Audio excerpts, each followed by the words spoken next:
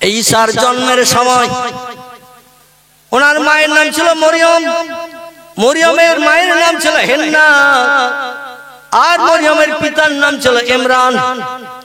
এই ইমরানের বেটি মরিয়ম, হেন্নার বেটি মরিয়ম। এই মরিয়ম যুবতী, সুন্দরী, ষোড়শী একটা যুবতী মেয়ে ছিল। বাইতুল মুকাদ্দাসের খাদেমাগিরি করত। আল্লাহর কাছে মানত করেছিল 84 মতান্তরে 85 বছর বয়সে। আল্লাহ বাচ্চা কাচ্চা তো কিছুই দিল না। দুনিয়া থেকে বিদায় নেব, মারা যাব। ইমরান বাইতুল মুকাদ্দাসে ইমামতি করতেন। কি করতেন? বাইতুল মুকাদ্দাসের ইমাম ছিলেন যিনি, তারই বিবির নাম হলো হেন্না। এই হেন্নার ঔরসে স্বামী স্ত্রী মিলনে আল্লাহ বৃদ্ধ বয়সে, বুড়ো বয়সে একটা বাচ্চা দিয়েছিলেন। বয়স স্বামী তখন 90 হয়ে গেছে, স্ত্রী বয়স 84 থেকে 86 বছরের মতো বয়স হয়ে গেছে। 2-1 বছর কম বেশি, বাচ্চা কাচ্চা কিছুই হয়নি। আমাদের দেশে এইরকম যদি হয়, ও মেয়েটার, আমাদের দেশের মেয়েরা বলে বেজো, বাজা বলে না, যে স্বামীর কোনো বাচ্চা নাই তারে বলে বেজো, যে মেয়ের কোনো বাচ্চা নাই তারে বলে বাজা। কারণ ওর পেটে সন্তান হবে না, ও বাজা নারী। কিন্তু বাজারে সন্তান দিতে পারে কে? বাজারে সন্তান দিতে পারেন তিনি, রাতের দিন বানান যিনি, দিনের রাত বানান যিনি, মরারে জিন্দা করেন যিনি, জিন্দারে মারেন তিনি। তিনি বাজাও বেজোরে সন্তান দিতে পারে না, পারে না। ইব্রাহিম নবী আলাইহিস সালাম, তারও বয়স 90 থেকে 92, স্ত্রী বয়স 82 থেকে 84। হযরতে সারা, ইব্রাহিম নবীর প্রথম স্ত্রী সারা, 84 বছর বয়স পর্যন্ত কোনো বাচ্চা হয়নি। ইব্রাহিম নবী 90 থেকে 92 বছর বয়স হয়ে গেছে, বাচ্চা হয়নি। আল্লাহ পাক স্বামী স্ত্রীর চোখের পানি কবুল করে, বিশেষ করে স্ত্রীর চোখের পানি কবুল করে এই 82 থেকে 84 বছর বয়সে একটা বাচ্চা দিয়েছিলেন সারার গর্ভে। তার নাম ছিল ইসহাক নবী। কি নাম বললাম? ইসহাক নবী। তার আল্লাহ পারে না, পারে না। আমার ভাইরা, আমরা যেটা পারি না সেটা পারে কে? আল্লাহ পারেন। তাওয়াক্কালতু আলাল্লাহ, আল্লাহর উপরে ভরসা করুন, আল্লাহর উপরে সবরতা করুন। মনস্কামনা আল্লাহ অবশ্যই আপনার মুখে হাসি ফুটাবেন, চোখের পানি কবুল করে নেবেন। আল্লাহ ডেকে বললেন, জিবরিল, ওই হেন্নার কন্যা মরিয়ম, ওই মরিয়মকে আমি আল্লাহ পাক বৃদ্ধা বয়স আমি মরিয়মকে সন্তান হিসেবে দিয়েছিলাম। ইমরান এবং হেন্নার আমার কাছে মানত করেছিল, কেঁদেছিল, আমি চোখের পানি কবুল করেছিলাম। কারণ বান্দাদের একটা জিনিস আমি ওর পছন্দ করি, সেটা হলো চোখের পানি। কোনো বান্দা বান্দা আমার কাছে যখন চোখের পানি ফেলে কাঁদে, আমার আরো থরথর করে কাঁপতে থাকে। আমি আল্লাহ বান্দা বান্দির দোয়া কবুল না করে পারি না। সমস্ত সৃষ্টির ভিতরে মানুষ জাতি হলো শ্রেষ্ঠ, আমার সাদের বান্দা। জোরে বলুন একটু সুবহানাল্লাহ। আল্লাহ পাক হেন্না ইমরানের চোখের পানি কবুল করে একটা সন্তান দিয়েছিলেন। তবে তাদের ইচ্ছা ছিল, শখ ছিল একটা ছেলে হোক। মানত করেছিল, আল্লাহ যে সন্তান তুমি দেবে, ওই সন্তানটা বাইতুল মুকাদ্দাসের খাদেম বানিয়ে দেব। কারণ জীবনে তো বাচ্চা কাচ্চার মুখ দেখেনি, আর তুমি যদি দাও এই বৃদ্ধা বয়সে, বাইতুল মুকাদ্দাসের খাদেমের কাজ করতে দেব। বাইতুল মুকাদ্দাসে ঝাড়ঝুট দেবে, পরিষ্কার পরিচ্ছন্ন করবে, পানি এনে মানুষদের ওযু করার ব্যবস্থা করে দেবে, দরজা লাগাবে, জানালা লাগাবে, দরজা খুলবে, জানালা খুলবে। এইভাবে বাইতুল মুকাদ্দাসের খাদেমের কাজ করবে। আমাদের অধিকাংশ মসজিদে খাদেম আছে না নাই? চিন্তা ভাবনা ছিল ছেলে হলে ভালো হবে, কিন্তু হয়েছে মেয়ে। কি হয়েছে? মেয়ে হয়েছে। স্বামী স্ত্রী দুজন এক জায়গায় বসে সন্তান হওয়ার পরে চিন্তা ভাবনা নিলেন। আমরা তো বলেছিলাম, আল্লাহর কাছে মানত করেছিলাম, বাচ্চা হলে বাইতুল মুকাদ্দাসের খাদেম বানাবো। আর মেয়ে হয়েছে, কি করা যাবে? ইমরান বলল, মানত করেছি যখন, মানত আদায় করতে হবে। আমরা দেখবেন অনেক বিপদে মুসিবতে পড়ে মানত করি, কাজ উদ্ধার হয়ে গেলে আর মানত আদায় করি না। ঠিক বললাম না ভুল বললাম? আব্দুল মুত্তালিব কাবা শরীফের পূর্ব দিকে বর্তমানে একটি কুয়া আছে, পানির কুয়া, যে কুয়াটির আরবি নাম হলো জমজম। কি নাম? জমজম কুয়া। এই জমজম কুয়াটা ইব্রাহিম নবী ইসমাইলের হাত পা কষাকষি আল্লাহ জিবরিল আমিন পাঠিয়ে ডানার ঝটকা মেরে জমিনের ধুলাবালি সরিয়ে একটা পানির কুয়ার ব্যবস্থা করেছিলেন। এই পানির কুয়াটির নাম হলো জমজম কুয়া। ইব্রাহিম নবী আলাইহিস সালামের পরবর্তীতে জমজম কুয়ার মুখ আটকে বন্ধ হয়ে গিয়েছিল, মানুষ আর মক্কা নগরীতে পানি পায় না। আমার ভাইরা, বিশ্ব নবীর দাদা আব্দুল মুত্তালিব মাঝে মাঝে স্বপ্ন দেখে। কে জানো বলে? আব্দুল মুত্তালিব কাবা শরীফের পূর্ব দিকে ওখানে একটু বালি মাটি খোঁড়ো, দেখো জমজম কূপ বেরিয়ে যাবে। তোমার হাত বরাবর জমজম কূপ বেরিয়ে গেলে দেশের জনগণ পিপাসা থেকে মুক্তি পাবে। আব্দুল মুত্তালিব কোদাল কুরুল নিয়ে আসে, খন্তা নিয়ে আসে, গাইতা নিয়ে আসে, বালি মাটি করে, কিন্তু জমজম কূপে উদ্ধার করতে পারে না। কারণ কাবা চাতালটাতে একটু খানি জায়গা না, কোন জায়গাটা ছোট্ট পাতকুয়া এটা তুমি আন্দাজে খেয়াল করতে পারেন না। তিন দিনের দিন কে জানে বলছে আব্দুল মুত্তালিব ওই কাবার চাতরে যে দেখবে একটা কাক উড়ে এসে যেখানে পানি ঠোকরাচ্ছে ওই জায়গায় তুমি তোমার কোদাল কিংবা গাইতা দিয়ে তুমি করবে। আল্লাহ চায় তো ওইখানে জমজম কূপের মুখ বেরিয়ে যাবে। স্বপ্ন যোগে জানিয়ে দেয়া হলো। আব্দুল মুত্তালিব সকালবেলা ঘুম থেকে উঠে কোদাল কাঁধে করে নিয়ে বেরিয়ে এসেছেন কাবা শরীফের পূর্ব দিক থেকে। কোন দিক থেকে? হেরেমে মসজিদ হারামের পূর্ব দিকে আব্দুল মুত্তালিবের বসত বাড়ি, যেখানে হারেস, মুকাবে, হামজা, আব্বাস, আবু তালেব, আব্দুল্লাহ এমন করে সকলে বসবাস করত। এইখান থেকে তিনি কোদাল কাঁধে করে নিয়ে বাইতুল হারামের ভিতর দিয়ে, তখন তো মসজিদ তৈরি হয়নি, শুধু পাহাড় আর পাহাড়, গোল পাহাড়, এই পাহাড়ের উপর দিয়ে হেঁটে এসে লক্ষ্য করে দেখে একটা কাক উড়িয়ে এসে জমিনে বসে ঠোঁট দিয়ে দিয়ে কি ঠুকরিয়ে যেন বার করে খাওয়ার চিন্তা নিচ্ছে। আব্দুল মুত্তালিব বলল, স্বপ্নে যা দেখলাম বাস্তবে তাই দেখলাম। ওইখান তো কোনোদিন আমি খুঁড়ি নাই, জমজম কূপ পাওয়ার জন্য দেখে ওইখানে যে একটু খুঁড়ে দেখি, সেখানে যে যেই কোদালে আল্লাহর নাম স্মরণ করে কোদালের কোপ যেই দিয়েছেন, সঙ্গে সঙ্গে ধস করে মাটি নেমেছে, জমজম কূপের মুখ বেরিয়ে গেছে। জোরে বলুন সুবহানাল্লাহ। তো আব্দুল মুত্তালিব বারবার স্বপ্ন দেখতো আর এসে যে খুঁড়ে হয়রান হয়ে যেত বলে আল্লাহর কাছে মানত করেছিল, আল্লাহ জমজম কূপ যদি উদ্ধার করতে পারি আর আমার 10টা পুত্র সন্তান যদি হয়, আমি একটা ছেলে তোমার রাস্তায় কোরবানি দিয়ে দেব।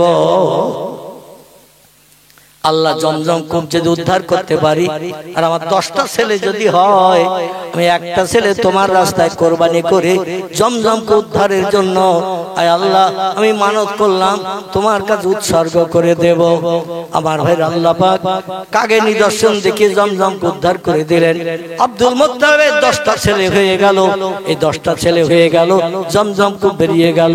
মানে বালতি দড়ি ফেলে পানি তোলে আর কলস ভর্তি করে বাড়ি নিয়ে যায়। মিষ্ট মধুর পানি, জমজমের পানি, মিষ্টি পানি, নোনা পানি নয়।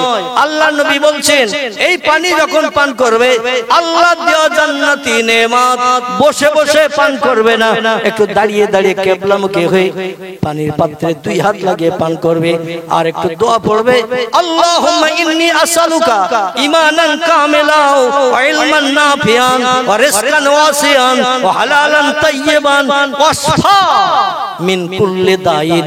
চিল্লায়ে বলুন একটু আল্লাহু আকবার। আল্লাহ আমার ইমানে তারাক্কি দিও, আয় আল্লাহ আমার ইলমে তারাক্কি দিও, আমার ব্রেন মগজটা জ্ঞানে ভরে দিয়ে দিও, রিজিকে বরকত দান করিও। রোগ বেমারি হলেই পানির মাধ্যম দিয়ে আল্লাহ শেফায়ে কুল্লিয়া দান করো, কোন ওষুধ যেন আমার পান করতে না হয়। চিল্লায়ে বলুন একটু সুবহানাল্লাহ। এখনো পর্যন্ত সেই নিয়ামত বহাল তবিয়তে জারি আছে। জোরে বলুন সুবহানাল্লাহ। তাহলে কিছু মানুষ আল্লাহওয়ালা মানুষ যখন কোনো বিপদগ্রস্ত হতো আল্লাহর কাছে মানত করত, এই মানত কিন্তু পরবর্তীতে আদায় করেছে তারা। কিন্তু বর্তমানে আমরা মানত করি কিন্তু মানত আদায় করার কথার খেয়াল থাকে না। ঠিক বললাম না ভুল বললাম? আমাদের কিন্তু খেয়াল থাকে না। আমার ভাইরা, হিন্না এবং ইমরান মানত আদায়ের জন্য 3 দিন মতান্তরে 7 দিনের বাচ্চা মেয়েকে নিয়ে বাইতুল মুকাদ্দাসে নিয়ে গেছে। নিয়ে যাওয়া মসজিদের মুসল্লিরা, ও মসজিদের খাদেম জাকারিয়া নবী, ও মসজিদের খাদেম জাকারিয়া নবী, তো আপনি খেদমত করেন, দায়িত্বভার বহন করেন। এখন আমরা আল্লাহর কাছে মানত করেছিলাম একটা বাচ্চা হলে মসজিদের খাদেমার কাজে লাগিয়ে দেব। আল্লাহ ছেলে না দিয়ে মেয়ে দিয়েছে, আর মেয়েটাকে মসজিদে নেবেন, যদি নেন তাহলে আমরা দিয়ে যাব, আর যদি না নেন তাহলে আমরা ফিরিয়ে বাড়ি নিয়ে যেয়ে লালন পালন করে মানুষ করব। তো আল্লাহর কাছে মানত করেছিলাম, এই জন্য এনেছি, নিলে দিয়ে যাব, না নিলে আমরা ফিরিয়ে বাড়ি নিয়ে যাব। কারণ খাদেম হিসাবে ছেলে উপযুক্ত, কিন্তু আমাদের আল্লাহ দিয়েছে মেয়ে, কি করব বলে। মুসল্লিদের নিয়ে হযরতে জাকেরিয়া নবী এক জায়গায় মিটিং করলেন। মিটিং করে বলেন আল্লাহর কাছে মানত করেছে, আল্লাহ সামিউম বাসির, সব যেমন দেখেন সব তেমন শোনেন, এবং আলেমুল গায়েব সব তিনি খবর রাখেন। আল্লাহ ইচ্ছা করলে ছেলেও দিতে পারতেন মেয়ের জায়গায়, কিন্তু আল্লাহ ছেলে না দিয়ে মেয়ে যখন দিয়েছে, মেয়েটারে ফিরিয়ে দেওয়া যাবে না। এই মেয়েটাকে খাদেমা হিসাবে আমাদের গ্রহণ করতে হবে। জোরে বলুন একটু সুবহানাল্লাহ। কিন্তু এই ছোট্ট 3 দিন মতান্তরে 7 দিনের বাচ্চা মেয়ে, এতে এখন মসজিদের দরজা লাগাতে পারবে না, জানলাও লাগাতে পারবে না, দরজা জানলা খুলতে পারবে না, পানি আনতে পারবে না, উজুর পানির ব্যবস্থা করতে পারবে না, ঝাড়ঝুড় দিয়ে ময়লা পরিষ্কার করতে পারবে না। একে তো বড় করতে হবে। মানে দায়িত্ব কে নেবে বড় করার জন্য বলো? যেই বড় হয়ে যাবে চলাফেরা করতে পারবে, মসজিদের খাদেমার কাজে লাগিয়ে দিতে হবে। বড় হওয়া পর্যন্ত দায়িত্ব নেবে কে? এ বলে আমি নেব, ও বলে আমি নেব, ও বলে আমি নেব। তার কারণ হলো দেখতে এত সুন্দরী। জোরে বলুন আল্লাহু আকবার। এত সুন্দরী রূপসী করে আল্লাহ হযরতে মরিয়মকে আল্লাহ বানালেন, এত সুন্দরী রূপসী। যে কোনো লোক দেখে বলছে বাচ্চা আমি নেব। আমাদের দেশে দেখবেন নায়ক মার্কা কোন একটা ছেলে যদি কোলে করে নিয়ে আসে, নায়িকা মার্কা অভিনেত্রী মার্কা একটা মেয়ে যদি বাচ্চাকেও কোলে করে নিয়ে আসে, অনেকে কোলে নিতে চায় না, বলে আমার কাছে বউ একটু দে। কিন্তু যদি 200 কানা, ঠোঁট কাটা, একটা পা নুলো, একটা হাত কুচো, গায়ের রং কয়লার মতো, কালো বেলালের মতো, এরকম একটা বাচ্চা যদি কেউ কোলে করে নিয়ে আসে, কেউ হাত পাতবে নিতে? কথা বল, কেউ তো নিতে হাত পাতবে না। বলে আমার কোলে আসলে আমার কোলটাই নষ্ট হয়ে যাবে। ঠিক না ভুল? খারাপ কেউ নিতে চায় না, ভালো দেখলে নিতে চায়। সবাই দাবি করলো মরিয়মের আমার ঘরে দাও, আমি লালন পালন করব। একটা বাচ্চা মেয়ে, দাবিদার অনেক। এখন এই নিয়ে একটা ঝামেলা তৈরি হয়েছে, কি করা যাবে? এই নিয়ে একটা ঝামেলা তৈরি হয়েছে। পয়গম্বর জাকারিয়া নবী বললেন একটা কাজ করলে কি হয়? বলে হুজুর বলুন কি করলে হয়? বলে এক কাজ করো, লটারি করো, আমাদের সবার নাম লিখে লটারি করো, লটারিতে যার নাম উঠবে সেই মরিয়মের দায়িত্ব পালন করবে। সবাই হই হই করে বলল এই যুক্তিটাই সঠিক, যার তকদির ভালো তার নসিবে মরিয়ম যাবে, তার ঘরে জান্নাতি শান্তি নেমে আসবে, জান্নাতি সুখ নেমে আসবে। মানে এত সুন্দরী মেয়ে, আর মানত করা, আল্লাহর কাছে মানত করা মেয়ে, যে ঘরে যাবে আল্লাহর রহমতের দরজা সে ঘরে খুলে যাবে, মানত বাস্তবে আদায় হয়ে যাবে। পরবর্তীতে বড় হয়ে গেলে এখন লটারি করা হোক, কৌটার ভিতরে কাগজের নাম লিখে লিখে মোড়ক করে করে কৌটার ভিতরে দিয়ে, কৌটাটা একটু নাড়াচড়া দিয়ে, বড় মোটা কৌটা ভিতরে সকলের নাম লিখে কাগজ দিয়ে নাড়াচড়া দিয়ে বলা হলো যে কাগজটা উঠবে প্রথম, সেই কাগজটা যার নাম উঠবে সেইভাবে মরিয়মের দায়িত্ব। বিসমিল্লাহ বলে কাগজ যেই তোলা হলো, দেখা গেল জাকারিয়ার নাম। কার নাম? পয়গম্বর জাকারিয়া নবীর নাম।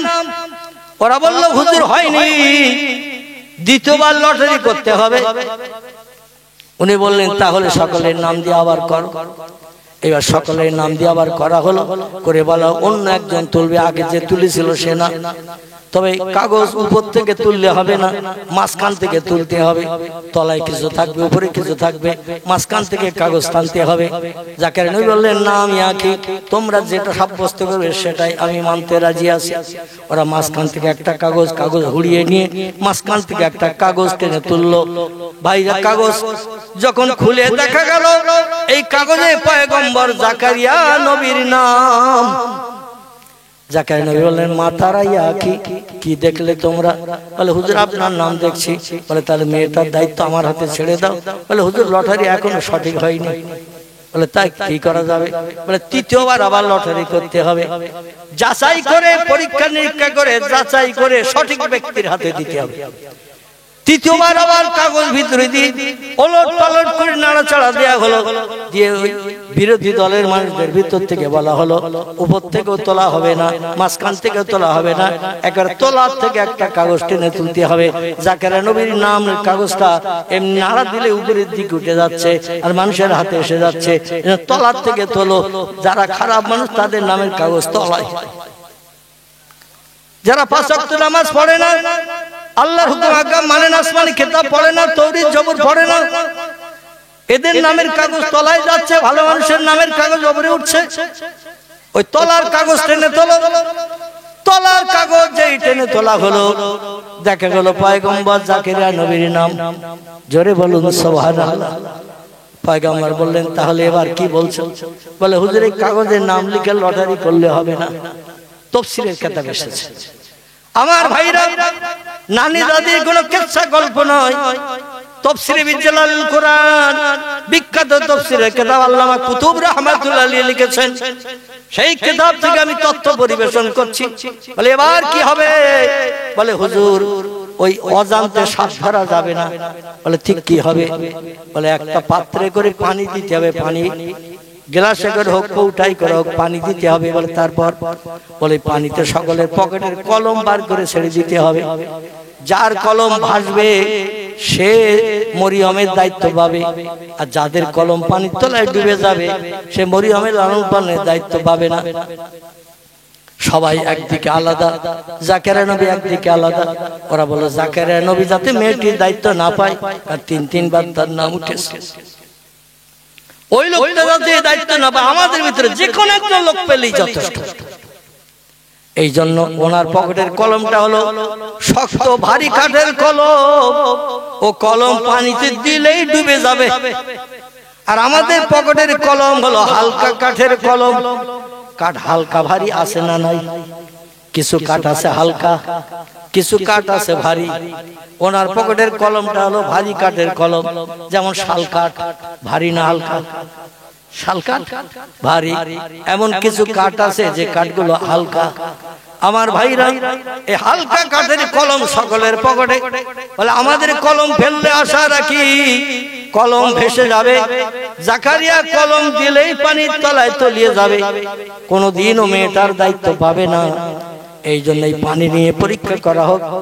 একটা পাত্রে করে পানি দেয়া হলো, কানা কানা পানি। এবার জাকারিয়াকে বলা হলো আপনার কলমটা দেন আগে, আপনার কলম যদি ভেসে যায় আমাদের কারো কলম দেওয়ার দরকার হবে না, আপনি মেয়ের দায়িত্ব পাবেন। কারণ সবাই জানে ওনার কলম আগে ডুবে যাবে। পয়গম্বর ডেকে বললেন ভাইরা, আমার কলম দেওয়ার কি দরকার? তোমাদের কলম যদি ভেসে যায় তোমরাই মেয়ের দায়িত্ব নিয়ে লালন পালন করো, আমার কলম আর দেওয়ার দরকার নাই। সবাই বলল তা ভালো হয়, আপনি দেবেন না বলে। এখন সবাই কলম দিচ্ছে, আল্লাহ পাক কলম পাথরের মতো তলায় তলিয়ে দিচ্ছে। জোরে সুবহানাল্লাহ। কে করছে? আল্লাহ পাথরের মতো তলায় তলিয়ে দিচ্ছে।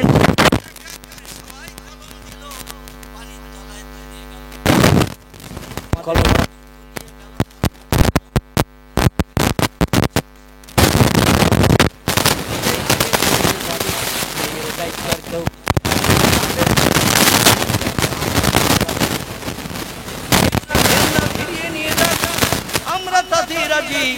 আমাদের ভিতরে কেউ পাবে কেউ পাবে না, এটা আমরা মেনে নিতে পারছি না।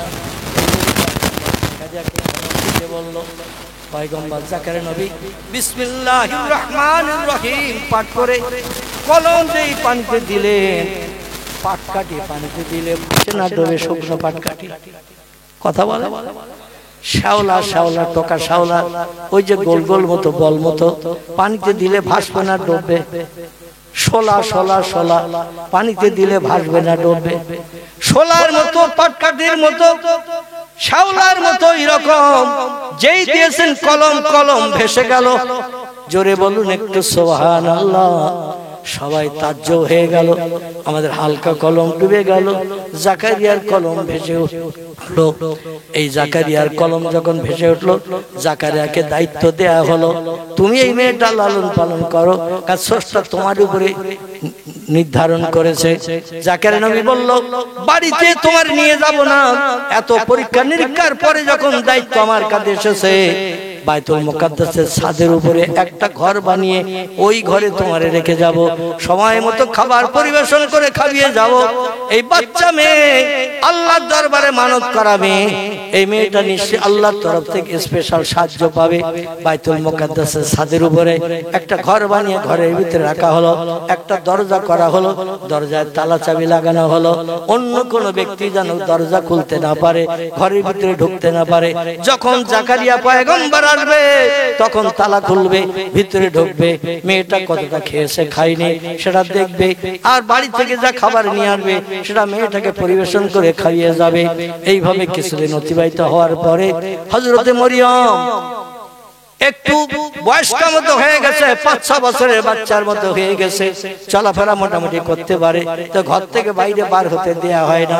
জাকারিয়া নবী নিজের দিনের কাজের দায়িত্ব দিয়ে প্যালেস্টাইনের সিরিয়ার জেরুজালেমের জমিনে চতুর্দিকে দিনের কাজের দাওয়াত দিতে, একদিন দুপুরবেলা আসার সুযোগ পাইনি, মনেও নেই যে মরিয়মের কথা, মরিয়মকে খাবার দিতে হবে দুপুরবেলা, এ কথা মনে নেই। দিনের দাওয়াত দিতে দিতে সন্ধ্যা হয়ে গেছে, অনেক দূরে যে কলেমার দাওয়াত যে জনগণের কাছে অনেক দেরি হয়ে গেছে।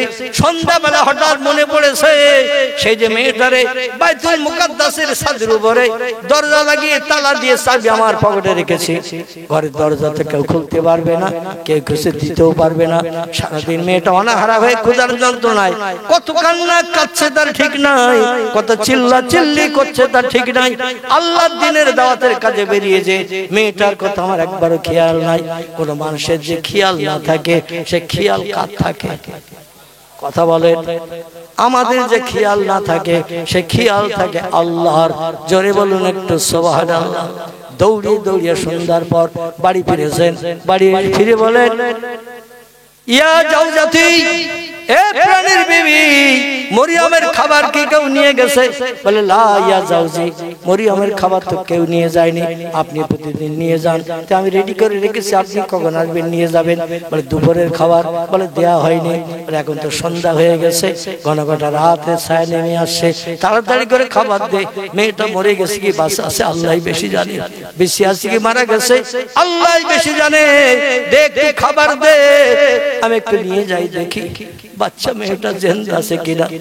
সিঁড়ি লাগিয়ে দিয়ে বাইতুল মুকাদ্দাসের উপরে উঠে গেল, সিঁড়ি লাগিয়ে দিয়ে মই লাগিয়ে দিয়ে উপরে উঠে যে পকেট থেকে চাবি বার করে তালা খুলে দরজা খুলে ভিতরে যেয়ে দেখে মরিয়মের সামনে বিভিন্ন ধরনের ফল ফুল সব খাঞ্চা ভরা রয়েছে।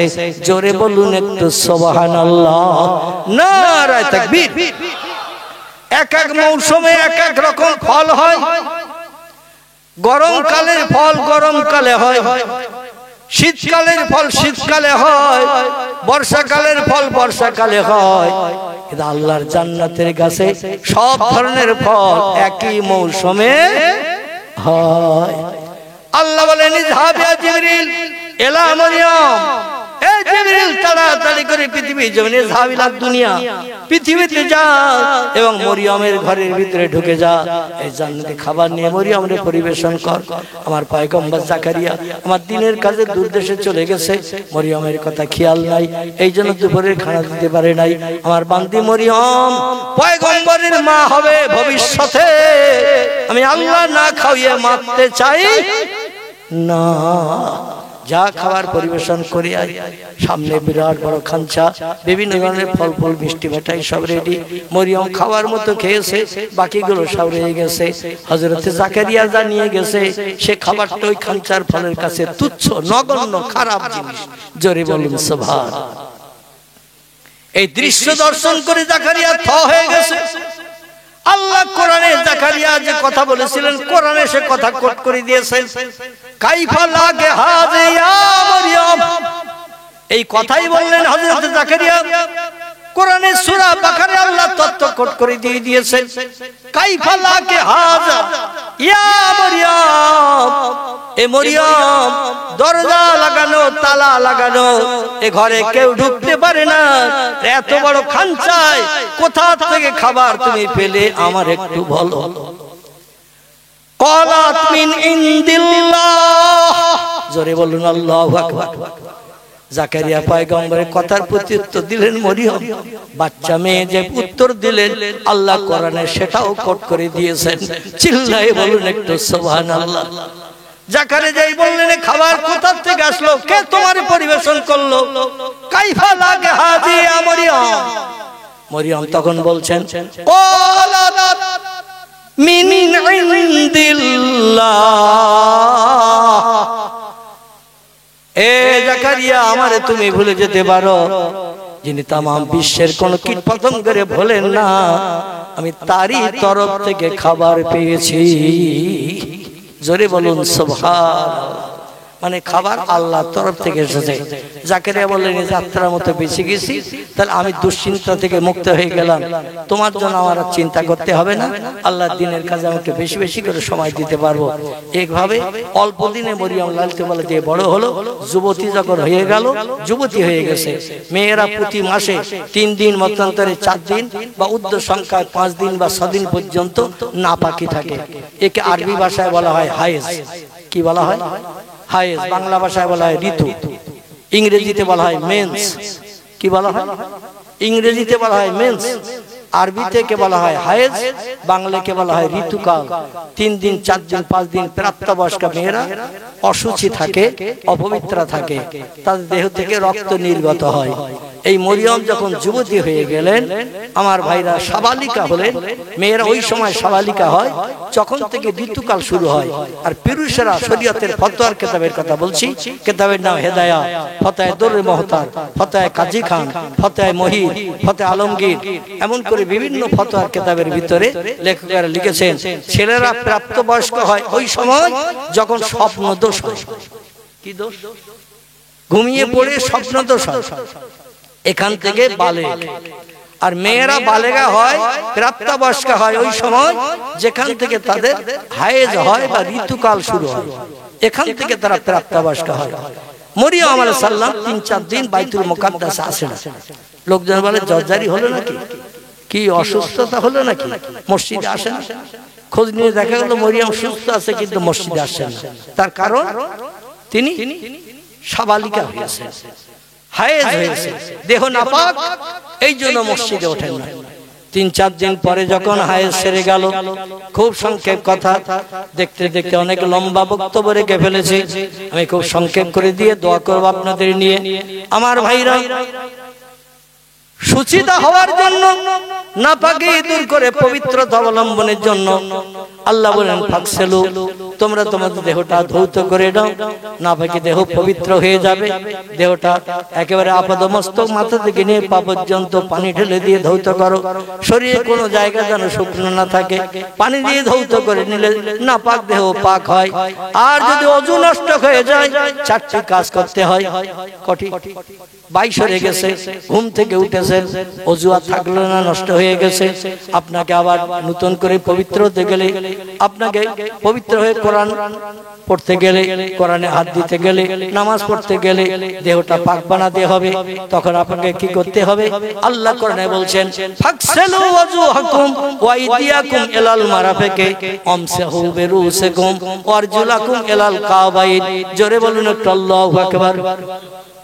আল্লাহ বলছেন ঘুম থেকে যদি ওঠো, তোমার দেহে আর অজু থাকবে না, পেশাব যদি করো অজু থাকবে না, পায়খানা করে যদি করো অজু থাকবে না, এমন করে কোন দেহ থেকে রক্ত যদি নির্গত হয়ে যায় অজু থাকবে না, দেহ ফ্র্যাকচার হয়ে রক্ত নির্গত হলে অজু নষ্ট হয়ে যায়। এই সমস্ত কারণে আবার যদি দেহ পাক বানাতে চাও 4টি কাজ করে নাও। কটি? 4টি কাজ করে নাও। ফাকসেলু ওয়াজুহাকুম, প্রথমে তোমাদের মুখমণ্ডলটা পবিত্র পরিষ্কার পানি দিয়ে ধৌত করে নাও। ওয়াইদিয়াকুম ইলাল মারাফিকি, 2 হাতের কোণে পর্যন্ত পবিত্র পানি দিয়ে, পরিষ্কার পানি দিয়ে ধৌত করে নাও। 3 নম্বর আমসাহু বিরুসিকুম, মাথার চুলের উপর দিয়ে ঘাটটা ভিজা হাত একটু ঘাটটা মুছে করে নেবে মাথার চুল সমেত। এটা হলো 3 নম্বরের কাজ। 4 নম্বর হলো আরজুলাকুম ইলাল কাবাইর, 2 পায়ের গোসের উপর পর্যন্ত পানি দিয়ে ধৌত করে নাও। 4টে কাজ করলে, পেশাব করে আসার পরে এই 4টে কাজ করলে তুমি পবিত্র হবে। পায়খানা করে এসে এই 4টে কাজ করলে পবিত্র হবে। ঘুম থেকে উঠে এই 4টে কাজ করলে পবিত্র হবে। এছাড়াও শরীয়তের মশলা মশালে মুফতিগণ, ফতোয়াদারগণ, ইমামেরা আরো বাড়তি কিছু তথ্য দিয়েছেন। নাকের ভিতরে পানি দেওয়া, গালে কুলি করা, তো কোরআনের ভিতরে এই তথ্য লেখা নাই। কোরআন মোট 4টে কাজের কথা বলেছেন। একটা হলো মুখমণ্ডল ধোয়া, 2 নম্বর হলো 2 হাতের কনুই পর্যন্ত ধোয়া, 3 নম্বর হলো মাথা মুছে করা ভিজে হাত দিয়ে, মাথা চুলের উপর দিয়ে ঘাটটা মুছে করা, 4 নম্বর হলো পায়ের গোসের উপর পর্যন্ত ধোয়া। 4টে অঙ্গ প্রত্যঙ্গ ধুয়ে নিলে আপনার নাপাক দেহ পাক হবে। জোরে বলুন একটু সুবহানাল্লাহ। আমার ভাইরা, মরিয়ম পবিত্র হওয়ার জন্য, গোসল করার জন্য গোসলখানার ভিতরে ঢুকে গেছেন। কাপড় দিয়ে ঘেরা, পর্দা পুশিদার গোসলখানা, দরজা লাগানো গোসলখানা। কিতাবে লেখা হয়েছে দরজা লাগানো গোসলখানা, ভিতরে যে দরজা সিটকিল লাগিয়ে দিয়েছে, বাইরের কোন লোক যাতে ঢুকতে না পারে। কারণ 3-4 দিন তিনি নাপাকে অস্বস্তিতে ছিলেন। এবার পবিত্র হবেন এই চিন্তা ভাবনা নিয়ে নিজের দেহটা সাবান দাবান দিয়ে পরিষ্কার পরিচ্ছন্ন করে ধৌত করছেন। ধৌত করার পরে বাইতুল মুকাদ্দাসে যাবেন খাদেমাগিরির কাজ করতে। জোরে বলুন সুবহানাল্লাহ। গোসল করতে করতে অঙ্গ প্রত্যঙ্গের কাপড় কিছু আলগা করে ফেলেছেন, সাবান টাবান মাখছেন, ধৌত করছেন। কারণ একাই আছেন গোসলখানার ভিতরে, দরজা লাগানো। ওই গোসলখানা আর কোনো জানলা নাই, দরজা নাই, বাইরের থেকে কেউ কোনো কিছুই দেখতে পাবে না। এই রকম ঘরের ভিতরে তিনি একটু গায়ের কাপড় বসন একটু আলগা টালগা করে সাবান টাবান মাখছেন, পানি দিয়ে ধৌত করছেন। হঠাৎ করে দরজার দিকে লক্ষ্য করে দেখে দরজার পাশে, দরজার এক সাইডে দাঁড়িয়ে আছেন একটা যুবক। কি দাঁড়িয়ে আছে? একটা যুবক দাঁড়িয়ে আছে। এই যুবক হলো ফারসালনা ইলাইহা রূহানা ফাতামাসসালা লাহা বাশারান সাবিয়া। জোরে বলুন আল্লাহু আকবার। আল্লাহ কোরআনে তত্ত্ব কোট করে দিয়ে দিয়েছেন, আমার ফেরেশতা জিবরিল আমিনকে যখন কোন কাজের প্রয়োজন হয় আমি সেখানে জিবরিলকে পাঠাই। তবে জিবরিল যখন তখন যে কোনো রূপ ধারণ করে কাজ আদায় করতে যায়। সেদিন জিবরিল আমিন মরিয়মের গোসলখানার ভিতরে যুবক মানুষের চেহারা নিয়ে ঢুকেছেন। ফারসালনা ইলাইহা রূহানা, আল্লাহ বলেন জিবরিলকে পাঠালাম মরিয়মের ঘরের ভিতরে। আমার ফেরেশতা জিবরিলের আরেকটা নাম হলো রুহুল আমিন। কি নাম বললাম? রুহুল আমিন। রুহুল আমিন যেমন আমাদের বসিরহাট আল্লামা হুজুরের নাম ছিল কি রুহুল আমিন, কিন্তু উনি যখন ওনার নাম লিখতেন, যত কিতাব লিখেছেন 147টা কিতাব হুজুরের লেখা কিতাব। কটা বলা? 147টা কিতাব আল্লামা রুহুল আমিন রাহমাতুল্লাহ আলাইহি লিখেছেন। প্রত্যেকটি কিতাবে ওনার নাম লিখেছেন রুহুল আমিন। কি নাম লিখেছেন? দেখবেন কারো ঘরে যদি হুজুরের বই থাকে, দেখবেন হুজুরের নাম লেখা রয়েছে রহস্য হল। কি লেখা আছে? রহস্য হল রুহুল আমিন। কিন্তু আমরা সাধারণ মানে এটা কি রুহুল আমিন। ঠিক বললাম না ভুল বললাম? আল্লামা রুহুল আমিন বলি না।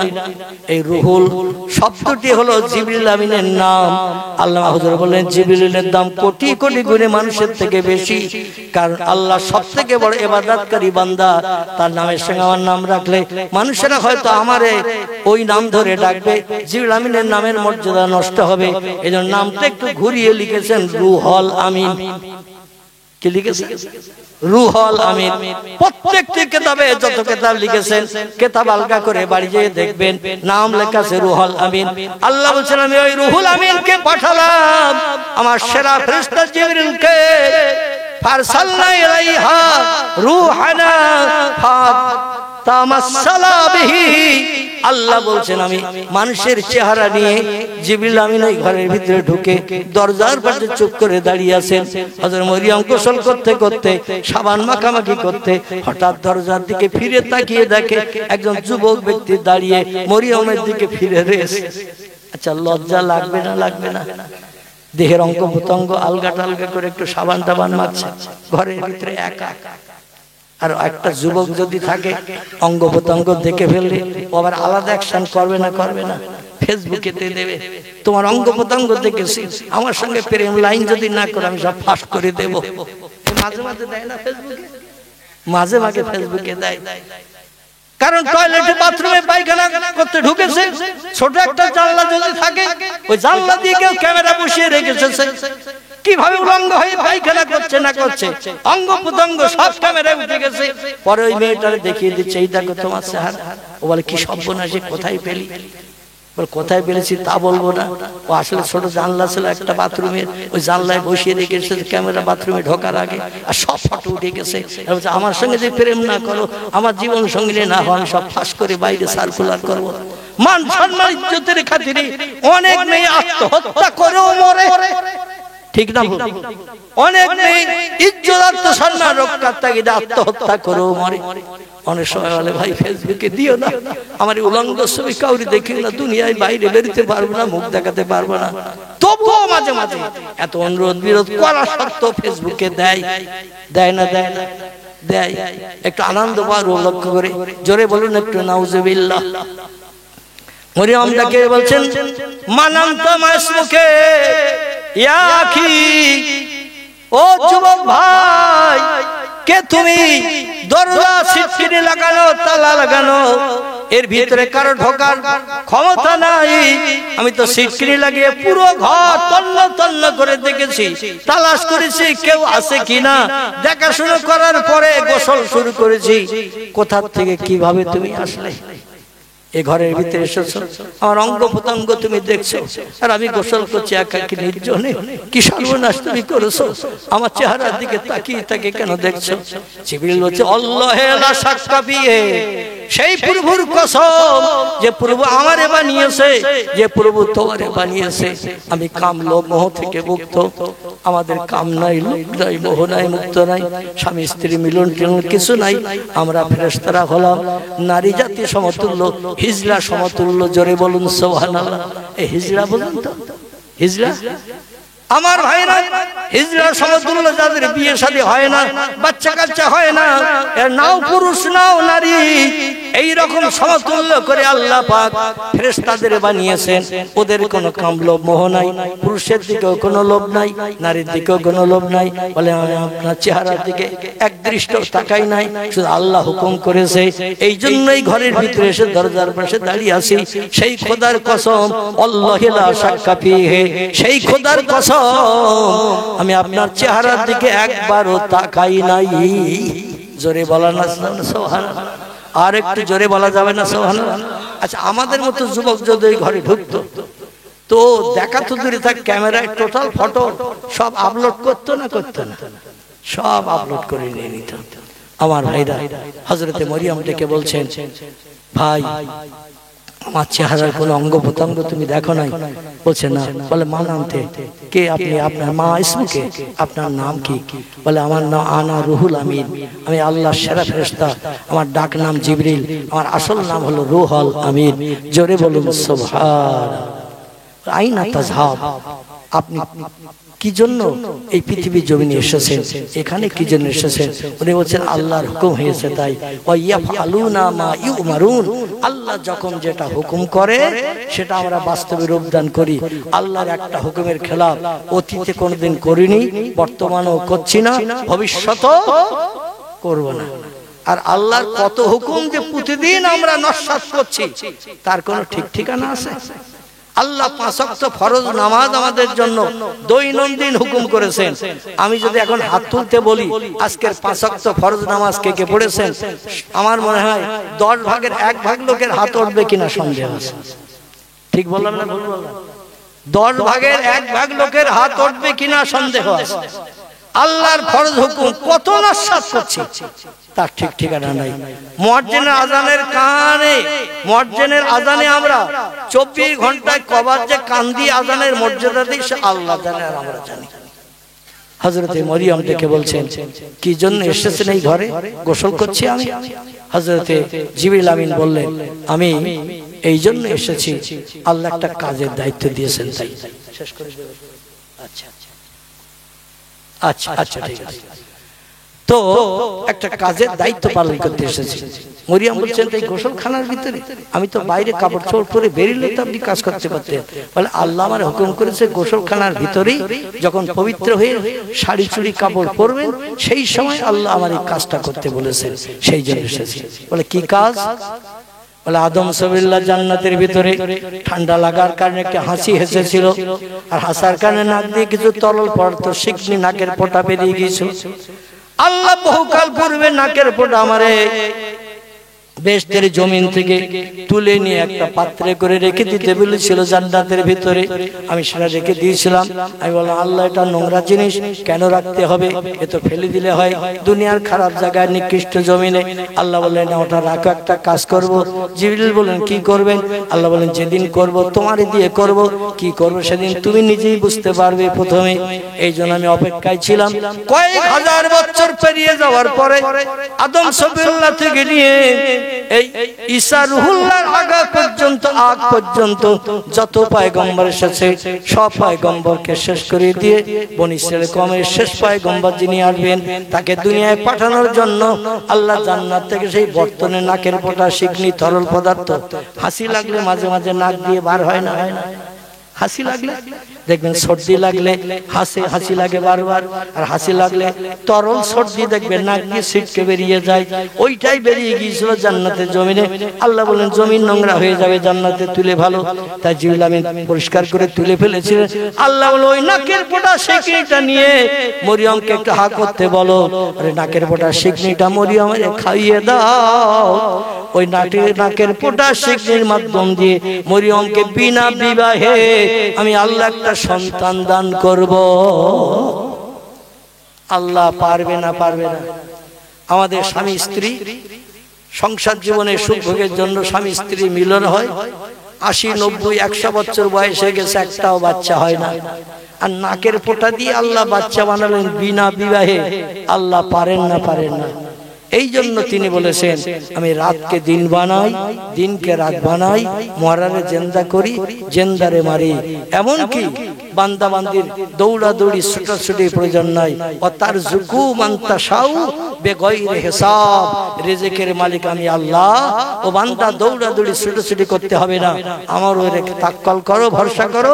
ঘরের বারান্দায় বসিয়ে বসিয়ে আমি তাজা তাজা ফল, দামি জান্নাতি নাজনেমত, হালুয়া পোলা, গোশ কোরমা রুটি তোমারে দেব। নবী বলছেন মান কানা লিল্লাহ, যে লোকটি আল্লাহর হয়ে যায়, কানা লাহু লাহু, আল্লাহ তার আপন হয়ে যায়। আমার ভাইরা একটু আল্লাহর আপন হওয়ার জন্য, আল্লাহর সঙ্গে সম্পর্ক গাঢ়তর তৈরি করার জন্য আমি অনুরোধ করি আজকের মতো এখানে আমার বক্তৃতা রীতি টানছি। আপনারা সকলে বিসমিল্লাহ সহ সূরা ফাতিহা আলহামদু শরীফ একবার, সূরা ইখলাস কুল আল্লাহ শরীফ 3 বার, কয়েকবার একটু দরুদ শরীফ পড়ে নেন। আমাদের কারো বাপ, কারো মা, দাদা দাদি, আপনজন, আত্মীয় স্বজন যারা নীরব নগরে অন্ধকার কবরে আছে তাদের জন্য একটু মাগফিরাত কামনা করব। সূরা ফাতিহা আলহামদু শরীফ একবার, সূরা ইখলাস কুল আল্লাহ শরীফ 3 বার, কয়েকবার একটু দরুদ শরীফ পড়ে নেন। বিসমিল্লাহির রহমানির রহিম। বিসমিল্লাহির রহমানির রহিম। বিসমিল্লাহির রহমানির রহিম। বিসমিল্লাহির রহমানির রহিম। আল্লাহুম্মা সাল্লি আলা সাইয়্যিদিনা মুহাম্মাদ। আল্লাহুম্মা সাল্লি। আল্লাহুম্মা সাল্লি।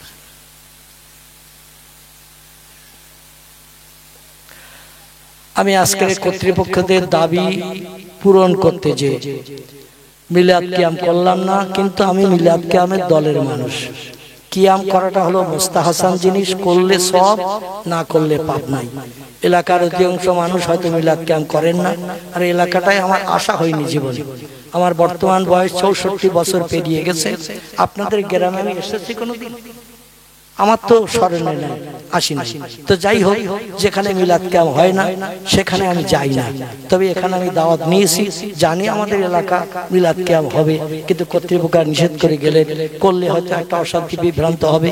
আমি অশান্তি বিভ্রান্ত পছন্দ করি না। কোন আলেম ওলামাদের বিপক্ষে কোনো মন্তব্য করি না, কারো সম্পর্কে কোনো কটু বাজে কথাও আমি বলার চেষ্টা করি না। আমি সচলভাবে থাকার চেষ্টা করি। এই জন্য আজকের করলাম না, তাই বলে মনে করবেন না উনি মিলাদ ক্যাম্প করেন না, সব জায়গায় করি, তাই কর্তৃপক্ষরা নিষেধ করেছেন। এখানকার মানুষ হয়তো মিলাদ ক্যাম্প বিরোধী আছেন, এই জন্য করলে একটা অশান্তি সৃষ্টি হবে, এই জন্য করলাম না। সকলে আমার সঙ্গে দোকান হাত উঠান, আল্লাহুম্মা আমিন।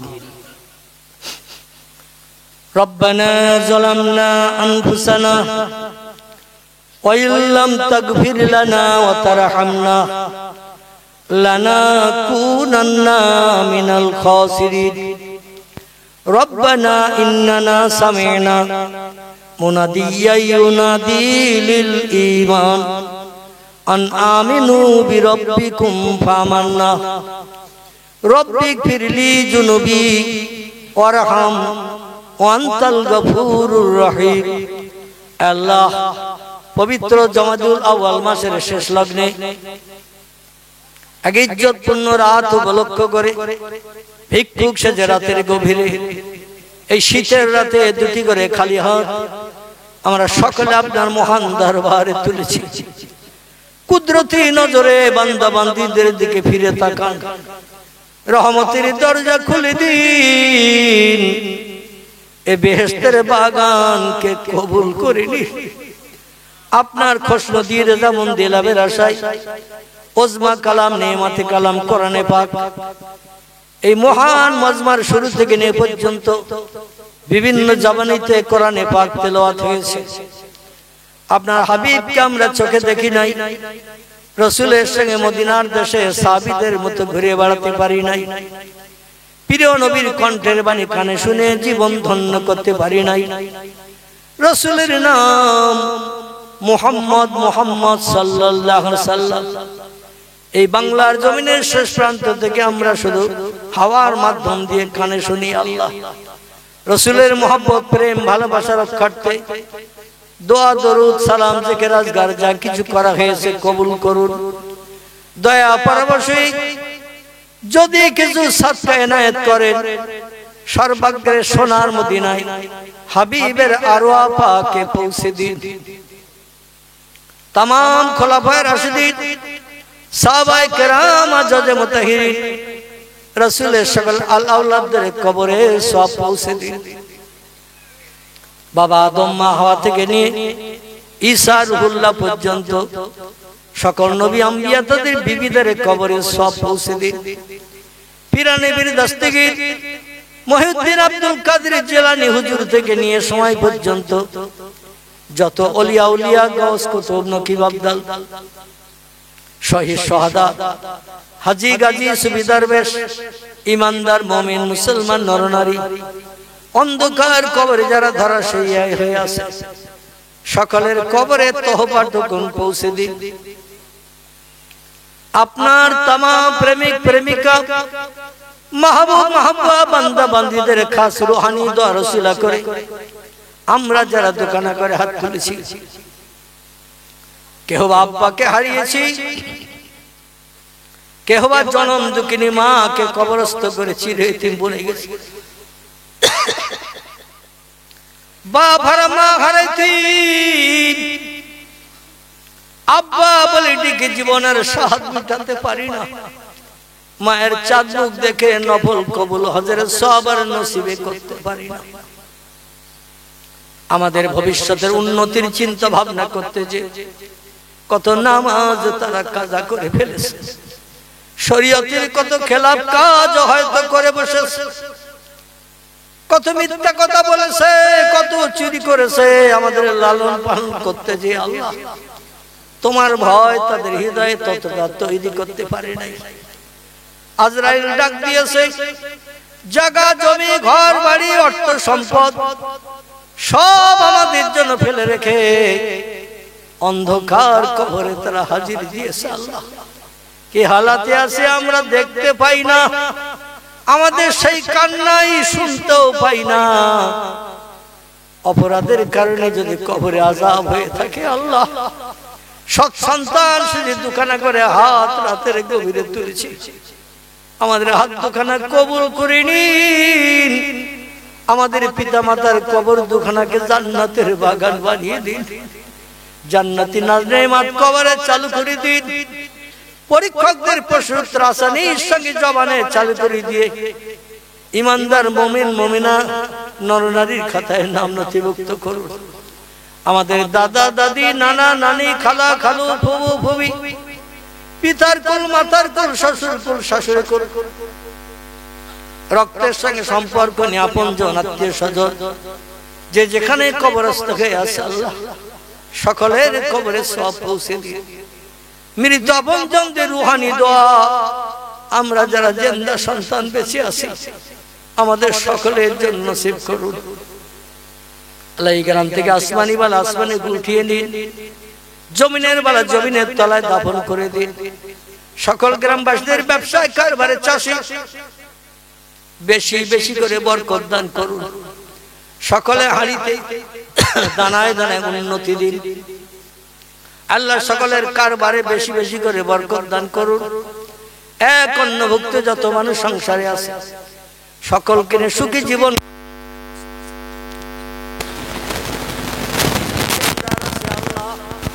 সকলের ঋণ দেনা থেকে মুক্তি দিয়ে মুখে হাসি ফুটিয়ে দিন রব্বুল আলামিন। আমাদের একদিন এই দুনিয়ার মোহমায়া ছেড়ে অন্ধকার কবরে হাজির মরণের দিন, জুমার দিন, জুমার রাত কিংবা রমজান মাস আমাদের জন্য নসিব করবে। যদি তকদিরে না জোটে আল্লাহ তোর হাবিবের ইন্তেকালের দিন সোমবার আমাদের কাউকে যেন বঞ্চিত করিও না। নবীর জীবনের শেষ সুন্নত মরণের দিনটি আমাদের জন্য মরণ নসিব করিও, কবরে হাজির হওয়ার তৌফিক দান করিও। আয় রব্বুল আলামিন, মরণের জাকানদানি কষ্টের সময় তোমার নবী বলেছেন মরণের জাকানদানি হলো হক, মরণের জাকানদানি হলো সত্য। প্রত্যেকটি মানুষের নসিবে মরণের কষ্ট হবে, কম বেশি সকলের হবে। এই সময় আমরা মরণের কষ্টে পতিত হয়ে আল্লাহ তোমার একত্ববাদের ভাষা যেন না ভুলি। আমাদের জবান দিয়ে আসানির সঙ্গে জারি করে দিও তোমার পবিত্র আরশ পাকের ভাষা কলেমা শরীফ। আমাদের সকলে জবানে চালু করিয়ে জারি করিয়ে ইমানদারের খাতায় নাম নথিভুক্ত করিয়ে হাসরের মাঠে তোমার হাবিব যেখানে দাঁড়ানো থাকবে নবীজির পিছনে দামান ধরে আমাদের সকলকে দাঁড়ানোর তৌফিক দান করিও। আল্লাহ জলসা কমিটির যুবকদের তুমি কবুল করে নাও। আল্লাহ এদের পাঁচ ওয়াক্ত নামাজি বানিয়ে নাও, ইসলাম শরীয়তের পূর্ণ পরিপন্থী পায়বন্দি করে নাও। আল্লাহ নবীর সুন্নত বাস্তবে রূপদান করে রাস্তাঘাটে পথে চলতে পারে এ তৌফিক দান করিও। জলসা দিয়েছে আগামীকাল সকাল বেলা শয়তানে উচ্চার হয়ে না ঘরে নবীর মহব্বত, নবীর প্রেম ভালোবাসা সকল যুবক ভাইদের পাড়া প্রতিবাদী হৃদয়ে বেশি বেশি করে তৈরি করে দাও। সুবহান রাব্বিকা রাব্বিল ইজ্জাতি আম্মা ইয়াসিফুন ওয়া সালামুন আলাল মুরসালিন আলহামদুলিল্লাহি রাব্বিল আলামিন।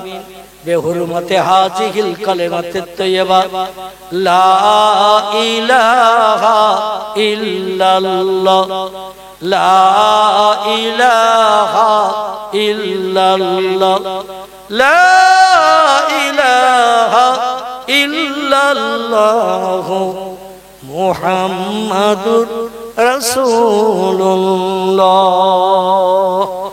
আসসালামু আলাইকুম ওয়া রাহমাতুল্লাহি ওয়া বারাকাতুহু। যুবক ভাইরা কিছু তাবারুকের ব্যবস্থা করেছেন, কেউ ওঠাউঠি করবেন না, দৌড়াদৌড়ি করবেন না, সকলে ধীরস্থির ভাবে কাতারে লাইন দিয়ে বসে সঙ্গে সঙ্গে সে ছটফট করতে করতে নেমে যায়। আর কবর কি ভয়ঙ্কর জায়গা। পয়গম্বর মুহাম্মদ রাসূলুল্লাহ বলছেন, রে পৃথিবীর মানুষ, যখন কবরে কোনো ব্যক্তি হাজির হবে সঙ্গে সঙ্গে দুইজন পরীক্ষক কবরে এসে হাজির হয়ে যাবে আর বলবে কুম বিইজনিল্লাহ, আল্লাহর হুকুমে মরা বান্দা জিন্দা হও। আচ্ছা, আল্লাহর হুকুমে মরা মানুষ জিন্দা হয় না? হয় না। কোরআন শরীফে ফাই আহইয়াকুম সুম্মা ইউমিতুকুম সুম্মা ইহয়িকুম সুম্মা ইলাইহি তুরজাউন। জোরে বলে একটু আল্লাহু আকবার। আল্লাহ বলেন তোমাদের নাম নিশানা গন্ধ অস্তিত্ব কিছুই ছিল না। স্বামী স্ত্রী মিলনের মাধ্যম দিয়ে পিতার পৃষ্ঠদেশ থেকে শুক্রকীট এবং মায়ের দেহ থেকে ডিম্বাণু দিয়ে একসঙ্গে মিশ্রণ করি আমি আল্লাহ রেহেম থলির ভিতরে ওই শুক্রকীট এবং ডিম্বাণু দুটি মিশিয়ে দিয়ে আমি তোমাদের দেহের অস্তিত্ব বানিয়েছিলাম। 9 মাস 10 দিন সময় নিয়ে সুন্দর অবয়ব দেহ কমপ্লিট করে আমি আল্লাহ পাক তোমাদের পৃথিবীর জমিন দেখিয়েছি। আর দুনিয়ার জমিনে এসে দুনিয়ার সৌন্দর্য দেখে আমি আল্লাহ আমারে তোমরা ভুলে গেছো। বান্দা এই দুনিয়ার সৌন্দর্য থেকে কোটি কোটি কোটি কোটি গুণে বেশি সৌন্দর্যমণ্ডিত তোমাদের চিরস্থায়ী আবাসস্থল জান্নাত বানিয়ে রেখেছি। জোরে বলুন একটু সুবহানাল্লাহ।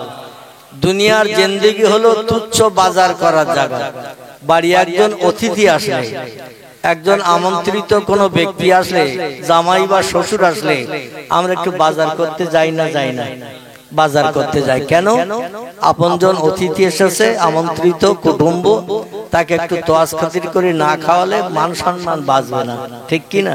আচ্ছা, বাজার করতে গেলাম আমরা, তরি তরকারি মাছ গোশ এটা ওটা কেনাকাটার পরে বাজারে সারা রাত রয়ে যায় না বাড়ি ফিরে আসে? কথা বলতে হবে। বাজারে রয়ে যায় সারা রাত না বাড়ি ফিরে আসে? বাড়ি ফিরে আসে। 1 থেকে 2 ঘন্টার ভিতরে বাজার কমপ্লিট হয় না? যদি বাজার করি পকেটে পয়সা থাকে তো 1-2 ঘন্টার ভিতরে বাজার হবে না? বাজার হয়ে যায়। বাজার হয়ে গেলে আমরা বাড়ি এই জন্য আসি, কাঁচা তরি তরকারি মাছ গোশ কিনেছি এগুলো বাড়ির মেয়েদের হাতে তুলে দিতে হয়, ঠিক তো নাকি? আর ওরা কোটা বাছা করে রান্না করে দেয়, রান্না হয়ে গেলে অতিথিকে পরিবেশন করা হয়, ঠিক কি না? অতিথি যিনি এসেছেন, আমন্ত্রিত হোক বা অনামন্ত্রিত হোক, যেই আসুক তাকে আমরা পরিবেশন করি। এই দুনিয়ার বাজার করতে যতটুকু সময়, পৃথিবীর 65-70 বছরের জিন্দেগিটাও তদনুরূপ বাজার করার সময়। এবং বাড়ির নাম হলো কবর। বাজার করে যেমন বাড়ি ফিরি, আমাদের বাড়ির নাম হলো কবর। বাড়ির নাম কি বললাম? বাড়ির নাম হলো কবর। দুনিয়ায় যদি 70 বছর আমরা বাস করি বা 72-75 বছর, কবরে থাকতে হবে কতদিন? কথা বলে, কবরে থাকতে হবে ততদিন যতদিন না পশ্চিম দিকে সূর্যোদয় হবে। ইজা তুলিয়ে শামসে মাগরিবিহা, যতদিন না পশ্চিম দিকে সূর্যোদয় হবে। ও গুরুবে শামসে মাশরিকিহা, যতদিন ওই সূর্য পূর্ব দিকে অস্তমিত হতে যাবে ততদিন পর্যন্ত কবরে থাকতে হবে। পূর্বে যারা মারা গেছে তারা কবরে আছে না নাই? কথা বলে, আছে। এবং আগামী তো চন্দ্র সূর্য যেভাবে চলছে এইভাবে যদি চলে কবরে সবাইকে থাকতে হবে না? আজ পর্যন্ত পৃথিবীতে বিশ্বব্যাপী বাদশাহিত্য করেছে 2 জন। কজন বললাম? বর্তমান পৃথিবীতে 228টির মতো দেশ আছে। কটা বললাম? 228টির মতো দেশ আছে। Japan, German, England, Holland, Poland, Italy, Brazil, Thailand, Singapore, Burma, Rangoon, Hindustan, Pakistan, Bangladesh, Afghanistan, Iraq, Iran, Kuwait, Jordan, Arab, পারস্য, তুরস্ক, Libya, Nigeria, Indonesia, Malaysia, Sri Lanka, Burma, Tajikistan, Kazakhstan, Balochistan, Azerbaijan, Armenia, Saudi Arab, Arab আমিরশাহী, শাম, সিরিয়া, মরক্কো, ইয়ামান, বুলগেরিয়া, আছে না দেশ? এই দেশের সংখ্যা 228টি তাম পৃথিবীতে। এই 228টি দেশে বর্তমান মানুষ বাস করছে 800 কোটির মতো। কত বললাম? 800 কোটির মতো। আচ্ছা, কত মানুষ মারা গেছে আপনারা কেউ তথ্য দিতে পারবেন? কত মানুষ মারা গেছে? বিজ্ঞানীদের যদি জিজ্ঞাসা করা হয় ওরা বাড়ি থাকবে না, একেবারে ঘর জামাই জনম শ্বশুর বাড়ি চলে যাবে। বিজ্ঞানীদের যদি জিজ্ঞাসা করা হয় কত মানুষ মারা গেছে একটু বলো, ওরা বলতে পারবে? কথা বলে, বলতে পারবে না। আচ্ছা, যদি বিজ্ঞানীদের জিজ্ঞাসাবাদ করা হয় আগামীতে কত মানুষ জন্ম নেবে একটু বলো, ওদের জবান প্যারালাইজড হবে না? দুনিয়ার বিজ্ঞান, দার্শনিক, ইঞ্জিনিয়ার, ডাক্তার, মাস্টার, ভূতত্ত্ববিদ, ঐতিহাসিক থেকে শুরু করে বুদ্ধিজীবী, জ্ঞানী যত মানুষ আছে, কোন মানুষ কি তথ্য দিতে পারবে আগামীতে কত মানুষ জন্ম নেবে? আমরা যে জিনিস চোখে দেখি না সেটা দেখে কে? কথা বলে। আমরা যে খবর শুনতে পাই না সেটা শুনতে পাই কে? আমরা যে কাজটা তাড়াতাড়ি করতে পারি না সেটা করতে পারে কে? সেটি পারেন আল্লাহ। এই জন্য এই দুনিয়ায় কত মানুষ জন্ম নেবে আগামীতে এই খবরটা বলতে পারবেন কে? কত মানুষ মারা গেছে এটা বলতে পারবেন কে? আল্লাহ। এই জন্য ইন্নাল্লাহা আলা কুল্লি শাইইন কদির। আল্লাহ বলছেন যে ক্ষমতা তোমাদের নাই, যে শক্তি তোমাদের নাই, আমি আল্লাহ সেই শক্তিতে আসীন, আমি হলাম সেই ক্ষমতায় আসীন। যে কাজ তোমরা করতে পারো না সেটা আমি করতে পারি। কোন শব্দের মাধ্যম দিয়ে? আল্লাহ বলেন কোন ভাইয়া, কোন সঙ্গে সঙ্গে সেটা হয়ে যায়। আমাদের একটা টেবিল বানাতে গেলে 2-4 ঘন্টা লাগে না? লাগে না? একটা গাড়ির পার্টস এনে যদি হাজির করা হয়, যদি বলে মোটরসাইকেলের পার্টস গুলো এনেছি একটু ফিটিং করে কমপ্লিট করো, অত 5-7 ঘন্টা সময় দিতে হবে কিনা মিস্ত্রিদের? আর আল্লাহ শুধু বলেন হ ভাইয়া, কোন সঙ্গে সঙ্গে হয়ে যায়।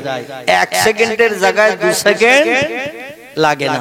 সেই আল্লাহ কবরে জিন্দা করতে পারবেন না? পারবেন না?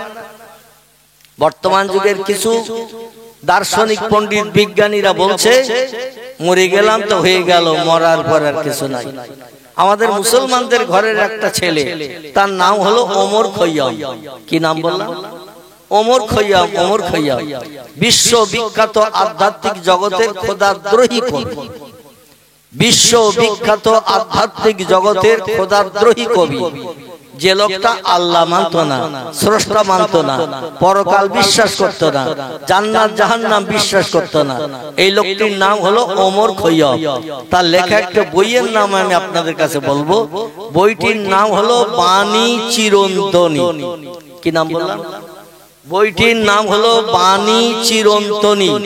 লেখকের নাম ওমর খৈয়াম। তিনি তার বইতে লিখেছেন, নগদ যা পাও হাত পেতে নাও, বাকির খাতা শূন্য থাক, দূরের বাঁশি শুনে কি লাভ, মাঝখানে যে বেজায় ভাগ। এই বেলা ভাই মদ খেয়ে নাও, কাল নিশীথের ভরসা কই, চন্দ্র কিরণ রহিবে যুগ যুগ ধরি, আমরা তো আর রব না সই। জোরে বলুন একটু নাউজুবিল্লাহ। আর একটু জোরে বলুন নাউজুবিল্লাহ। একটু জোরে আওয়াজ দিলে শীত লাগবে না, দূর হবে। কথা বলতে হবে। জোরে একটু আওয়াজ দিলে শীত দূর হয়ে যাবে। বক্তারা যখন বক্তৃতা করে এদের শীত লাগা তো দূরে থাক, গা ঘেমে যায়, কারণ কথা বলে, বক্তৃতা করে। আপনারা যদি একটু কথা বলে তো আমার দৃঢ় বিশ্বাস চাদর খুলে ফেলতে হবে। আমার কথার সঙ্গে একটু কথা বলবেন, শীত আর লাগবে না। আর চুপ করে যদি কুকুর মতন বসে থাকেন তো শীত আরো বেশি চেপে ধরবে। ঠিক বললাম না ভুল বললাম? আচ্ছা, আল্লাহ নামের আওয়াজ তুলতে কার কার আপত্তি আছে? একটু হাত তুলেন তো দেখি। আপত্তি আছে কার কার আল্লাহ নামের আওয়াজ তুলতে? এর একটু মাথা করার মতন আছে, ওর দিকে দেখবেন না। আপনারা উচ্চ শিক্ষিত আছেন, আপনারা বুদ্ধিজীবী আছেন, সেজন্য আমি আপনাদের দিকে তাকাচ্ছি। ও আমার খুব মহব্বতের ভক্ত, ওর বাড়ি মোরারিশায়, সেখান থেকে হেঁটে চলে এসেছে। মানে আমি যেখানে যাই ও একটু খবর পেলি চলে যায়। যাই হোক, এখন যেটা বলছি, ও হাত তুলেছে তাই বলে আপনারা কিছু মনে নেবেন না, ওর একটু ব্রেনের মানে তারতম্য আছে। যাই হোক, তাহলে আমি দেখছি আপনারা কেউ ঘুমাননি। ঘুম ঢুলুর ভাব থাকলে বক্তা বলে একরকম, শ্রোতা শোনে আর একরকম। কথাটা ঠিক বললাম না ভুল বললাম? যখন ঘুম ঢুলু ঢুলু ভাব লাগবে, বক্তা বলবে একরকম, শ্রোতা শুনবে একরকম। যদি বলেন হটিজার ডকুমেন্ট, তা দুটো তত্ত্ব দিচ্ছি, বেশি দেব না। একটা হলো বক্তা যদি বলে নেতাজি, শ্রোতা ঘুম ঢুলু ঢুলু ভাবে শুনবে পেঁয়াজি। বক্তা যদি বলে জ্যোতি বোস, শ্রোতা শুনবে তক্ত ঘোষ। ঠিক বললাম না ভুল বললাম? কারণ ঘুম ঢুল ঢুলু ভাব বলিয়েছে জ্যোতি বোস, শ্রোতা শুনতেছে তক্ত ঘোষ। বক্তা বলেছে নেতাজি, শ্রোতা শুনতেছে পেঁয়াজি। এই জন্য আমি চাই না আমি একরকম বলবো, আপনারা আর এক রকম শুনবেন। বিশেষ করে শীত পড়া শুরু হয়ে গেছে না, যায়নি তো? শীত পড়া শুরু হয়ে গেছে, খুব বেশি কষ্ট দেব না, খুব সত্তর সংক্ষেপ কিছু বক্তব্য রাখবো, যাতে আগামী দিন যতদিন হায়াতে বেঁচে থাকি আল্লাহ যেন আমাদের আমল করে কবরে জান্নাতি নেয়ামত পাওয়ার তৌফিক দান করেন। সকলে বলুন আমিন। এজন্য আমি একটু উচ্চভাবে তাকবীর ধ্বনি প্রথম দেই, একটু জোরে আওয়াজ তোলেন তো দেখি। নারায়ে তাকবীর। আপনারা জনসংখ্যা খুব বেশি হন তো 50-এরও কম মনে হয়। কি যা বসে আছে, মানে ইউটিউব ওয়ালাদের ধরিয়ে বলতেছে, এরা যদি না থাকতো তাহলে আবার 3/1 কমিয়ে যেত, ঠিক কি না? 3/1 কমিয়ে যেত, মানে যে কটা থেকে কাটি আছে 1-2 করে লোক ওদের আছে, কি ওরা যদি না থাকতো তাহলে 3/1 কমে যেত। তো যে কজন বসে আছেন মোটামুটি 50-এর কম, কিন্তু আওয়াজ এমন দেবেন যেন 700 লোকের মতো আওয়াজ। দূরের থেকে মানুষ মাইকে আওয়াজ শুনলে যেন বুঝতে পারে ওখানে 600-700 লোক বসে আওয়াজ শুনছে। কি দেওয়া যাবে আওয়াজ? আচ্ছা, যদি না যায় তাহলে আমি বাচ্চাদের অনুরোধ করব, ছোট ছোট বাচ্চাদের, তোমরা যারা 7 বছর 8 বছর 9 বছর 10 বছরের বাচ্চা আছো, তোমরা একটু আওয়াজ জোরে দেবে, কারণ তোমাদের তো এখনো প্রেস্টিজ হয়নি। যখন তোমাদের প্রেস্টিজ হবে, চাচা দাদার মতো বড় হবে, 30, 35, 40 বছর বয়স হবে, তখন চুপ করে থাকবে। আত্মসম্মান প্রেস্টিজের যখন বালাই দেখা দেবে চুপ করে থাকবে। যত সময় বড় না হবে তোমরা একটু আওয়াজ তুলবে। রাজি আছো তো বাচ্চারা? এখন তোমাদের লাভের অন্তত ফ্যাসিলিটি বলি, কর্তৃপক্ষরা তাবারুক করিয়েছে, আমি শুনে এসেছি আসার সময়, তোমাদের 2 প্যাকেট করে দেওয়া হবে, আর বসে যদি খেতে দেয় 2 বার করে দেওয়া হবে, তোমাদের কেউ তুলে দেবে না, আমি বলছি। তাহলে তোমরা রাজি আছো তো নাকি? কারণ লাভে লোহা পাওয়া যায়, বিনা লাভে তুলো কেউ বইতে চায় না, ঠিক না ভুল? বিনা লাভে তুলো কেউ বইতে চায় না, লাভে অনেকে লোহাও বইতে চায়। তো তোমাদের 2 বার করে তাবারুক দেওয়া হয় ইনশাআল্লাহ। আর প্যাকেট দিলে তো কোনো ব্যাপার নেই, 2 হাত লম্বা করে দেবে, 2 হাতে 2টা প্যাকেট হয়ে যাবে। একটু আওয়াজ জোরে দাও, তোমাদের আওয়াজে চাচা দাদাদের প্রেস্টিজ দূর হয়ে যাক। আল্লাহর নামের আওয়াজ তুলতে আপত্তি তো কারো নাই, আমি হাত কারো দেখি নাই। তাহলে আমরা যতদিন হায়াতে বেঁচে আছি, আমাদের এই পৃথিবীতে পাঠিয়েছেন কে? আল্লাহ। যে আল্লাহ আমাদের পাঠিয়েছেন, সে আল্লাহর নামের আওয়াজ তুলতে আপত্তি থাকা উচিত না? তাহলে একটু জোরে আওয়াজ দেন, ঘুম ঢোলের ভাবটা কেটে যাক, মজলিসটা একটু চাঙ্গা হয়ে যাক। নারায়ে তাকবীর। আগে থেকে একটু বেরিয়েছে না কমেছে? বেরিয়েছে। তাহলে আমি আশা রাখি আর একটা বার তাকবীর দিলেও আর একটু বাড়বে না কমবে? আল্লাহ নামের আওয়াজে কেউ অন্তত কুণ্ঠাবোধ করবে না। এবার আমার ফাইনাল আওয়াজ, নারায়ে তাকবীর, আল্লাহু আকবার। আমি মনে করছিলাম 6 থেকে 700, কিন্তু এখন দেখছি 1000 লোকের উপরে আওয়াজ উঠে গেছে। আল্লাহু আকবার, আল্লাহু আকবার। এত সময় সব আওয়াজ চেপে রেখে দিয়েছিলেন, চেপে রাখবেন না। আল্লাহ নামের আওয়াজ একটু জোরে তুলবেন, আরো কুরসিতে পৌঁছে যাক। হযরতে বেলাল হাবশির নাম শুনেছেন? বেলালের গুণ ছিল 3টি। কটি বললাম? বেলাল হাবশির 3টি গুণ ছিল। আমি গুণ কটা বলি, বক্তৃতা শুরু করব ইনশাআল্লাহ, মানে আপনাদের একটু চাঙ্গা করে নেওয়ার জন্য। বেলালের গুণ ছিল 3টি। একটি গুণ হলো কয়লা যেমন কালো, বেলালের গায়ের রং ছিল এরকম কয়লার মতো কালো। কারণ নাইজেরিয়ান হাবশার অধিবাসী, এরা পরিষ্কার হয় না, সাদা পরিষ্কার হয় না, মুদে রং হয় না, ওদের গায়ের রং সব হয় কয়লার মতো করুণ কালো। হযরত বেলালের আর একটা গুণ ছিল, গুণটি ছিল বেলাল যখন কথা বলতো তার কথা বেঁধে বেঁধে যেত। যারা বাংলা ভাষায় তোতলা বলা হয়, তোতলা। আমার ভাইরা, হযরতে বেলাল হাবশী রাদিয়াল্লাহু ইনি তোতলা জবানিতে কথা বলতেন। তোতলা হওয়ার কারণ, উমাইয়া বিন খালফের কৃতদাস কেনা গোলাম ছিলেন তিনি। এই কোনা কেনা গোলাম হওয়ার কারণে বেলালের গোয়াল ঘরের পাশে ঝুপড়িতে বেলাল থাকতো। উমাইয়া বিন খালফ তার নিজের বাসঘরে বাসস্থানে থাকতো। গভীর রাত্রে কাজায়ে হাজাতের প্রয়োজন হয়েছে উমাইয়া বিন খালফের। বাইরে বেরিয়েছেন একটু পেশাব পায়খানার জন্য। বেরিয়ে দেখে একটা আওয়াজ গুনগুন করে রাতের গভীরে হচ্ছে। আওয়াজটি হলো আল্লাহু আহাদুন, আল্লাহু আহাদুন, আল্লাহু আহাদুন। জোরে বলুন একটু আল্লাহু আকবার। আরবি ভাষার আওয়াজ। সৌদির মানুষদের কণ্ঠস্বর ছিল আরবি ভাষা। আরবিতে তিনি বলছেন আল্লাহ এক, আল্লাহ এক, আল্লাহ এক। আল্লাহু আহাদুন, স্রষ্টা এক, স্রষ্টা এক, প্রভু এক। উমাইয়া বিন খালফের স্রষ্টা ছিল 360। কজন? উমাইয়া বিন খালফের স্রষ্টা ছিল 360। এদের ভিতরে 6 জনের মতো খোদার মর্যাদা সম্মান ছিল বেশি, দাম ছিল বেশি। কারবা নাম লাত, কারবা নাম উজ্জা, কারবা নাম হবল, কারবা নাম মান্নাত, কারবা নাম দেবল।